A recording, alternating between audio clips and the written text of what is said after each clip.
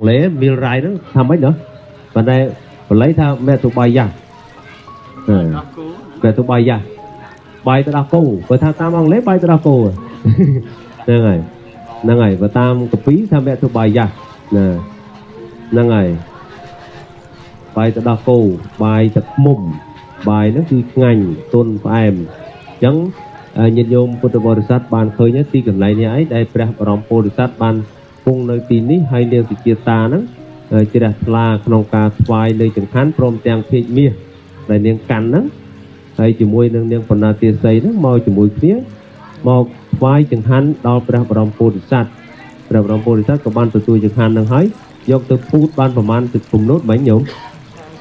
sai sắp cùng buôn cùng nốt là ngày sai sắp cùng buôn cùng nốt về để bỏ ông từ tôi chẳng khán phút ban sai sắp cùng buôn cùng nốt hết chăn đồ ráp đó đôi chăn đồ ráp đó hỏi cung được cầm một lúc cô thì bực thằng nào thằng mà hai che đầy nhiều đấy từ tôi vì năng tới từ strong tắc xa hỏi strong tắc nơi ná nhổm là từng đây anh chỉ riêng nó strong tắc xa hỏi có từ nè chăn chẳng hạn năng ruồi hỏi từ cung nó nhổm đẹp rong po thì sát từ riêng từ cung ban từ tôi sẽ bơiผมbayกระดับปีเสาถี่เปรียมนะวันตัวเบอร์เพลียงผมbayกระดับปีเสาถี่เปรียมนะกันยกtớiก็ตึกร้าวในกราวมาลุกโปดิปรึกให้มาลุกโปดิปรึกโยมบานดังให้ท่าเชี่ยแต่เชี่ยแต่วัดเท่าเชี่ยดำปูได้ประพุทธครูปองcungกราวนั้นปองบานตรานั่นก็ให้ท่าโปดิปรึกมอยปีโปธิแปลท่าเชี่ยดังให้นั้นวรึกษะสั่งตึกระท่าวรึกษะกลายมอยจิตมอยท่าปรึกษะrất xaต่อไป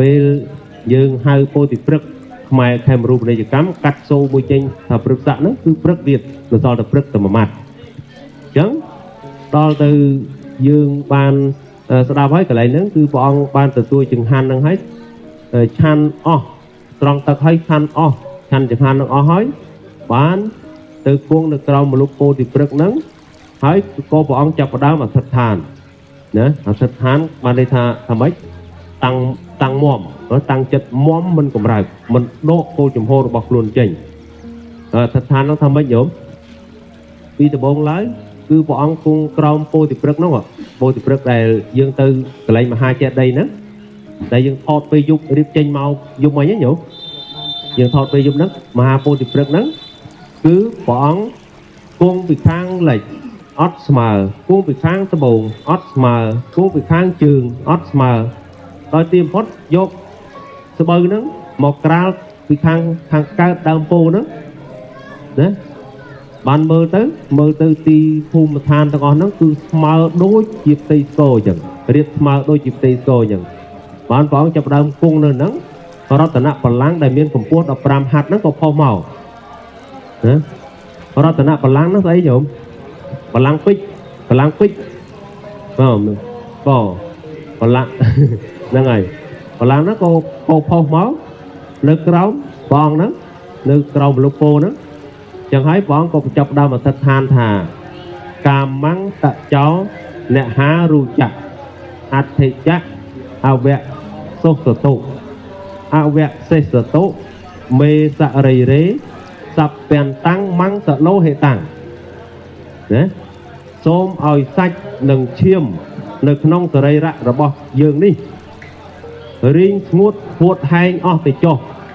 បើមិនបានត្រាស់ដឹងនៅសច្ចធម៌ទេយើងនឹងមិនក្រោកចាក់ទីនេះឡើយបើសាច់ឈាមរីងស្ងួតអស់ទៅនៅសល់តែស្បែកសរសៃឆ្អឹងនៅសល់តែប៉ុណ្្នឹងបានណាអញ្ចឹងបានន័យថាការអធិដ្ឋានរបស់ព្រះអង្គនេះមមទាំយកជីវិតមកបដូរណាដាក់ជីវិតឲ្យពេលហ្នឹងហើយពេលហ្នឹងក៏ព្រះអង្គទ្រង់បានដាក់អធិដ្ឋានចឹងហើយដាក់ចិត្តមមចឹងហើយព្រះអង្គក៏ទ្រង់ពិចារណាធម៌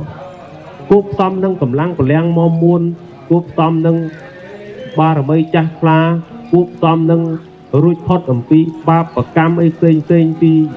ពីរឿងថារឿងជាប់វេរាជាមួយនឹងពុទ្ធសម័យកសបៈហ្នឹងផុតហើយផុតកម្មផុតពៀផុតបាបហ្នឹងហើយ បងក៏ទ្រង់ពិចារណាធម៌ឲ្យបានត្រាស់ដឹងនៅពោធិញ្ញាណបានត្រាស់ដឹងនៅសច្ចធម៌នៅពេលនោះឯងណាក្នុងថ្ងៃពេញបរមី15កើតខែពិសាប៉ុណ្ណាសូមអនុមោទនាហ្នឹងគឺចង្ហាន់នាងសុជាតាគឺជាចង្ហាន់ដែលមានប្រយោជន៍ធ្វើឲ្យព្រះសម្មាសម្ពុទ្ធបានត្រាស់ដឹងនៅសច្ចធម៌ពេលដែលព្រះអង្គត្រាស់ដឹងនៅសច្ចធម៌ហើយព្រះអង្គគង់ក្រោមមលុបពោធិព្រឹក្សលើរតនបល្ល័ង្កហ្នឹងរហូតដល់ទៅ7ថ្ងៃចាំតិចទៀតយើងចូលទៅក្នុងមណ្ឌលពោធិព្រឹក្សហ្នឹងយើងនឹងណែនាំពុទ្ធបរិស័ទទៀតថា7ថ្ងៃ7ដងគឺព្រះអង្គអត់សោយចង្ហាន់តោះញាតិញោមណា7ថ្ងៃ7ដងស្មើនឹងប្រមាណយោ49ថ្ងៃអញ្ចឹងចង្ហាន់នាងសុជាតាអាចទុកទល់បានប្រមាណមកពំនូតអាចទុកទល់បានមួយថ្ងៃហើយដល់ពេលព្រះអង្គត្រាស់ដឹងហើយគឺអត់ឆាន់ចង្ហាន់រហូតដល់ទៅ49ថ្ងៃអស្ចារ្យទេញោមអស្ចារ្យទេអស្ចារ្យចង្ហាន់ហ្នឹងបងអញ្ចឹងហើយក៏សូមញាតិញោមពុទ្ធបរិស័ទមកទីកន្លែងនាងសុជាតានេះបានឃើញរូបភាពជាក់ស្ដែងទីកន្លែងពុទ្ធប្រកបជាទីបរមបុរាណដ្ឋានរបស់គេហ្នឹងគឺសូមបង្អោនចិត្តជ្រះថ្លារលឹកនឹកគុណដល់ព្រះរតនត្រ័យមានព្រះសម្មាសម្ពុទ្ធវិសុទ្ធិគុណអនន្តញាណជាម្ចាស់ត្រាស់ដឹងធម៌ហើយក៏បានផ្ដល់នៅសច្ចធម៌ហ្នឹងមកឲ្យសត្វលោកបានសេចក្តីសុខសេចក្តីចម្រើនដល់យើងជាពុទ្ធបរិស័ទសាសនិកគ្រប់គ្នាហ្នឹងបានកាន់យកបានរៀនសូត្របានបដិបត្តិនៅពធហ្នឹងគឺជាកម្រងការបដិបត្តិដើម្បីរលាស់ខ្លួនចេញចាកទុកគ្រប់គ្នាសូមឲ្យបានជាប្រយោជន៍និងសេចក្តីសុខសេចក្តីចម្រើនកើនប្រយោជន៍តរៀងទៅហើយជាពិសេសគឺថាសូមឲ្យពុទ្ធបរិស័ទគ្រប់គ្នាហ្នឹងកើតនៅបិតិបាមកៈសេចក្តីជ្រះថ្លាក្នុងគុណប្រតនត្រ័យជៀសចាកឆ្ងាយអំពីរោគគាជាទីទាំងពួងហើយបានមានកម្លាំងមាំមួនបានប្រកបដោយជោគជ័យសិរីសួស្តីក្នុងដំណើរធម្មយាត្រារយៈពេល15ថ្ងៃបន្តទៅទៀតសូមអនុមោទនា